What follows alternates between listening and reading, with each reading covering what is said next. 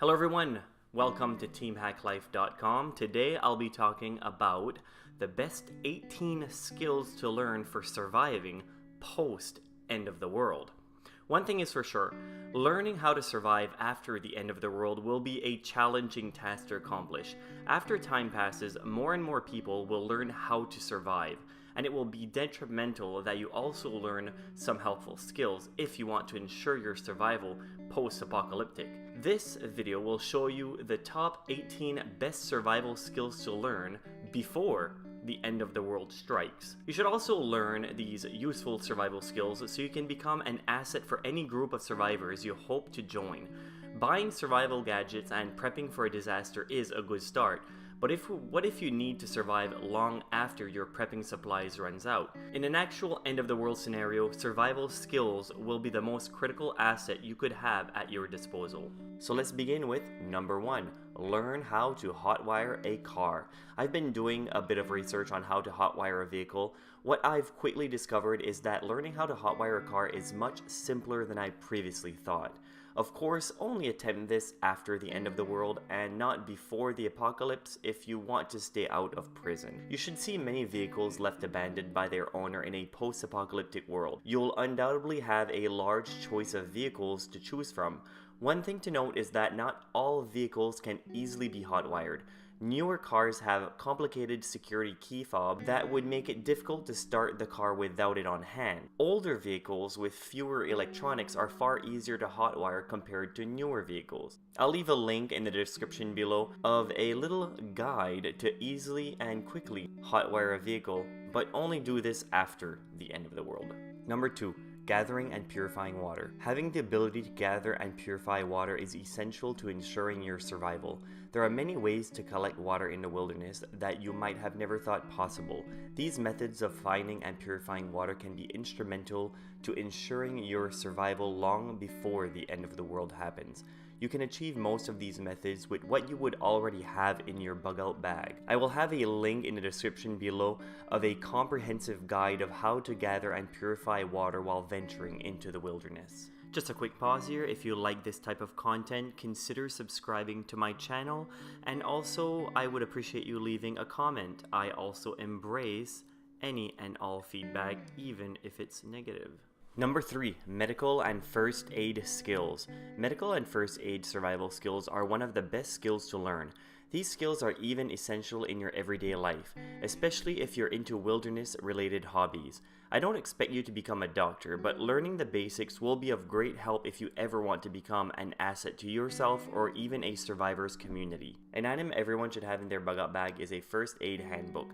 These first aid guides teaches you how to wrap up a simple to severe cut to saving someone from choking, be it an adult or a baby. I'm fortunate to receive a first aid course every year through my work. You can quickly search on Google to find out when and where the next first aid course is in your area, especially if your employer does not provide one. Herbal medicine is also something to consider. If you're living in a post-apocalyptic world, medicine stockpiles will be all but gone. You will have to make do with what's on hand. If you're lucky enough to be in a location where vegetation is growing, a lesson in herbal medicine might become a lifesaver. I'll leave a link about all you need to know of fish antibiotics. Some of these antibiotics have the same ingredients as their human counterparts. One significant difference, however, is you do not need a prescriptions for purchase. Number 4. Learn everything you can about situational awareness. Situational awareness is a skill that is extremely useful in everyday life. Some people might call this skill paranoia, but knowing your surroundings can mean the difference between life and death, especially in a post-apocalyptic environment. As you're learning to survive, every other survivor out there is also learning many survival skills. Think of a post-apocalyptic world as a video game. As time goes on, people become skilled in many in-depth survival skills, and you might have difficulty surviving if you don't keep up. That's why it's essential to learn some of these skills before SHTF happens. The formal definition of situational awareness is broken down into 3 segments: perception of elements in the environment, comprehension of the situation, and projection of future status. For more information on situational awareness, check out my website at teamhacklife.com. Number 5. Learning what types of plant you can eat in the wilderness. Prepping a massive stockpile of food is a great idea, but it certainly will not last forever. That's why you need to learn what is safe and deadly regarding plant life in the wilderness. Many plants are poisonous and can unfortunately kill you. Learning which plants are safe to eat is essential. One of my favorite books on this subject is Edible Wild Plants, a North American field guide to over 200 natural foods. I'll have the link in the description below. One aspect I love about this book is that there are no drawings like in many books. Instead, these are actual pictures of the plant itself. Pictures is so much easier to identify the plants you're looking at or that you want to find. It is mostly taking the guesswork out of the equation. It's helpful to be able to easily cross-reference the different plants by season, region, the location of habitat, and types. It is simple to figure out and yet so very comprehensive. I also have an article on my website about the 15 most dangerous plants in the wilderness. These are the plants you should avoid at all cost. Number 6. Learn how to build and maintain your tools. Learning the skills of making your tools could prove essential in a long-term survival situation. It's great if you can master the art of sharpening an existing axe. The axe will eventually fail you, and it's not like you can buy a new one in the hardware store. It's not overly complicated to learn how to build tools. You need to know how to do it the right way, however. You don't want the tools you make to end up being a safety hazard to you and or a family member. You should also learn how to build a spear to make hunting much easier if you're without a gun or bullets. The best spear, in my opinion, to catch small animals and marine life is a split-tip spear. A split-tip spear is a multi-pronged spear that will help you quickly capture small animals from the forest floor or in a lake or river. Gather yourself a small twig about an inch round, cut the thicker end into 4 parts going about 12 inches down from the top.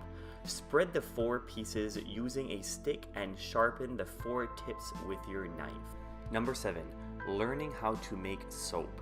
Sanitation is critical due to infection and the lack of medicine after doomsday occurs.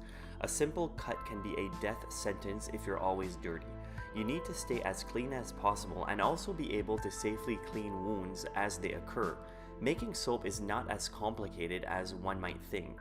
And the best thing about this is that your soap won't be full of chemicals and perfume that might be hazardous to your health. I'll link a video in the description below about how to make soap using wood ashes and not making soap using household items, which you would obviously run out as time goes on. Number 8. Dental hygiene skills. Let's say you bug out in the wild and you forgot to pack yourself a toothbrush and toothpaste. You'll need to find a way to keep up with your dental hygiene to avoid infections. I remember watching the movie Castaway where Tom Hanks' character had to pluck out one of his infected teeth. Yeah, that would hurt. First, find the twig of a non-poisonous and fibrous tree to use that to scrape off food left on your teeth.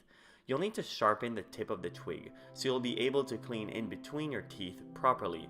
After some time, you won't be able to find mouthwash anymore, so you'll have to make your own. Boil the bark of any tree with tannic acid. You can quickly gather this in oak trees, birch trees, and aspen, to name a few. The result will be a good substitute for mouthwash after the end of the world. Also, chewing a chunk of tree sap will help you get the gunk out of your teeth. Number 9. Learn how to tie a bowline. Being able to tie a bowline will be critical if you ever need to lift an excessive amount of weight. Remember, the things we use these days to lift heavy objects requires either electricity or petroleum of some sort. These are all things that will be lacking after the end of the world. I remember a long time ago we learned how to tie a bowline in the Boy Scouts. The instructor had us memorize a story about a rabbit. Here it goes. The rabbit comes up out of his hole, goes around the tree and gets scared and goes back down his hole. What that means is that you make a loop near one of the end of the rope, then pass the other end of the rope up through that loop and move that end behind and around the upper part of the first and then pass it back down through the loop. Of course, this will be much easier to understand after watching a video or two of this on YouTube. So there you have it, your first 9 ways to survive after the end of the world already happens. If you want the next 9 things to do, go on my website at teamhacklife.com and I have the full article of 18 ways to survive post end of the world. And as I stated earlier, if you like this type of content and you want to see more, encourage me to do more content by subscribing to my channel, clicking like, and also it's very important to also comment on the videos because it sends social signals to YouTube and it helps us boost our viewership. So consider doing that. I would really appreciate it. Thank you very much for watching, and until next time.